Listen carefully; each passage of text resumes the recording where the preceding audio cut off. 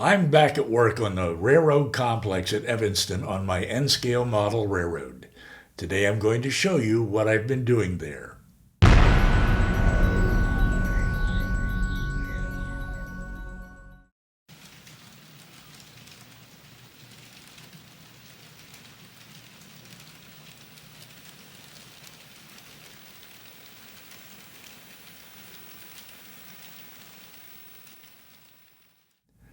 I'm Roy Smith. If you were diligent when planning your layout, you would already know where your structures will go.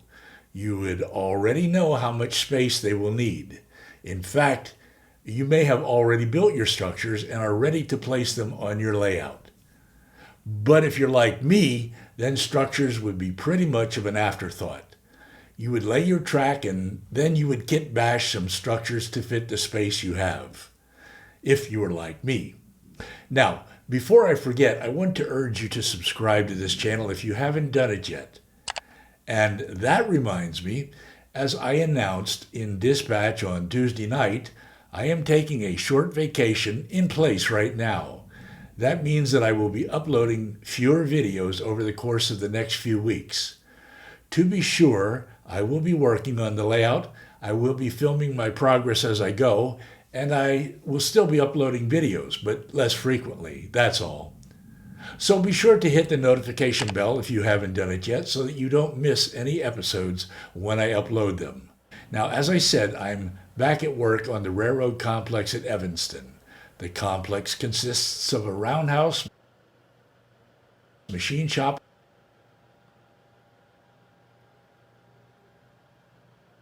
and powerhouse on my layout. You saw me beginning to work on this project in previous videos. I call it the Evanston Renovation because I'm renovating this entire area of my layout. I will put a link to my Evanston Renovation playlist down below. A roundhouse, machine shop, and powerhouse are fundamental structures on many model railroad layouts, especially those that are set in the steam and transition eras. But on my layout, they are merely background structures. Why is that? Because on the prototype that I am modeling, those structures have not been used to service locomotives in many years. With the end of the steam era, the Union Pacific no longer needed its railroad complex at Evanston and closed it down in December 1971. Soon after that, the UP deeded the complex to the city of Evanston, and the city is now renovating the complex for use in public events and for city offices. The city completed its renovation of the machine shop in 2004, and the renovation of the roundhouse is now mostly complete, but still ongoing. But what about the powerhouse? Well, I've got some good news for you. To my surprise, I have just learned that the renovation of the powerhouse will begin once the renovation of the roundhouse is complete. I learned this from a video I just saw this week called Evanston's Roundhouse and Rail Yards, which was recently uploaded by Mainframe Digital. The video contains some wonderful news. The powerhouse is going to be renovated. This means that the UP did turn the powerhouse over to the city after all, and it means that the powerhouse won't be demolished.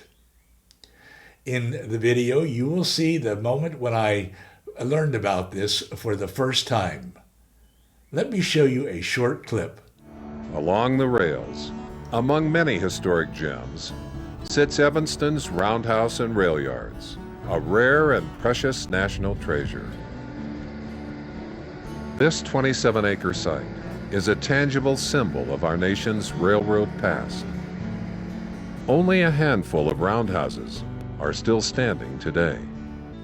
The roundhouse, that has been one of Evanston's defining landmarks for nearly a century, will once again play a vital role in the community.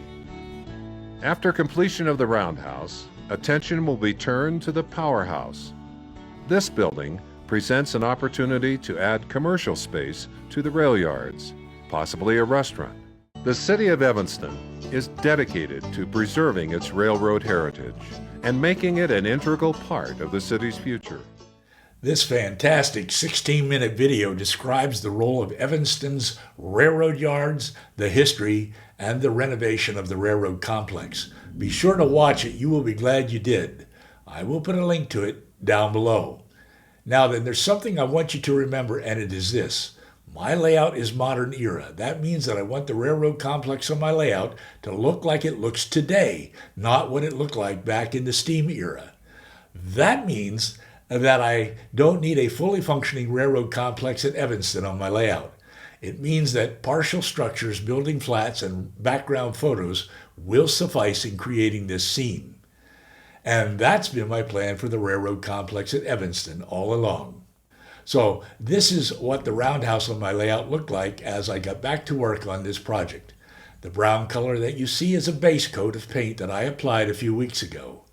I had a leftover piece of plastruck almost the same size and shape that I needed for the roundhouse roof, so I trimmed it to fit. But obviously the roof isn't glued onto the structure yet. I need to paint the walls and install the windows and doors before gluing on the roof permanently. I also need to install interior lighting before gluing on the roof. Before I could paint the walls, I needed to repair the badly fitting corners on the structure. To do this, I used Vallejo plastic putty. At first, I applied it with a micro brush. Later on, I began to apply it directly to the corners of the structure without using a micro brush. Next, I painted the interior walls black. I will be installing interior lighting later on, and I don't want the walls to have an unrealistic glow from the interior lighting. The black paint should prevent that from happening, I hope. Now it was time to paint the exterior walls. As always, my goal was to match the color of my structure with the color of the prototype as closely as possible.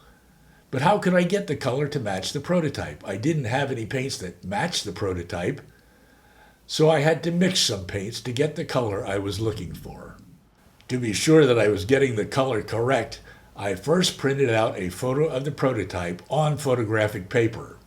Then I mixed these colors of Tamiya acrylic paints together to come up with a match for the color of the prototype. Let me tell you, getting the color just right isn't easy to do. Well, here it is, the first coat of paint that I mixed and applied to the roundhouse walls. Wow, does that look orange or what? I wanted to confirm that the color approximated the color of the prototype. To do this, I first looked at some examples of orange bricks on the internet. And then I looked at photos of the prototype, such as this one. Note that the window sills are made of brick, not concrete, so they should be the same on my structure. Also note the color of the doors and window frames, reddish brown, almost a wine color.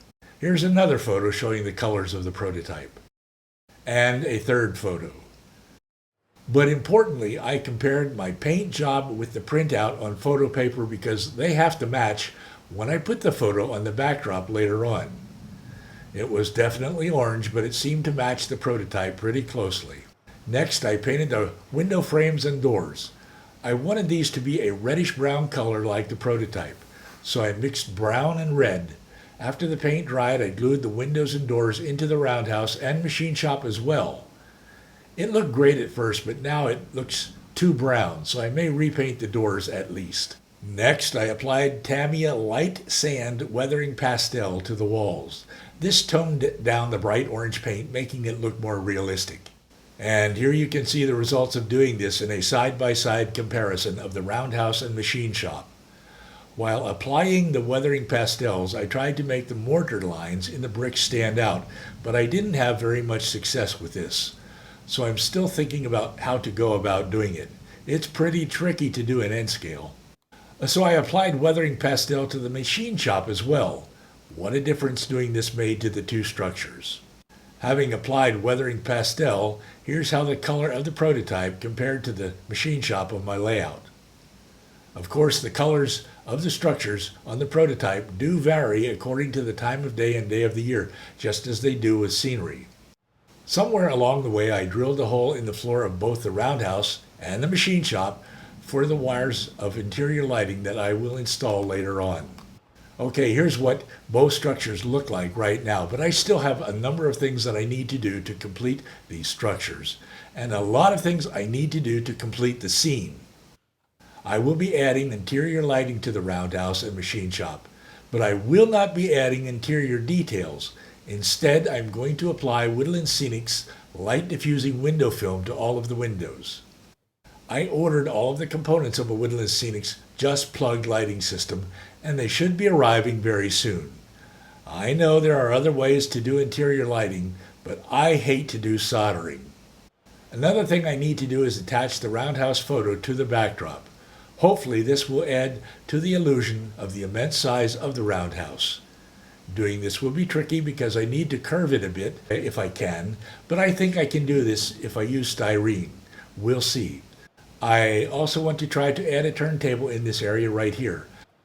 I have this Atlas bridge kit that I hope I can kit bash into a turntable. With any luck, it will look like the prototype when it's done. The turntable still functions on the prototype, but it probably won't on my layout. And I want to add photos of Evanston like these to the backdrop. And of course, I still need to work on the powerhouse.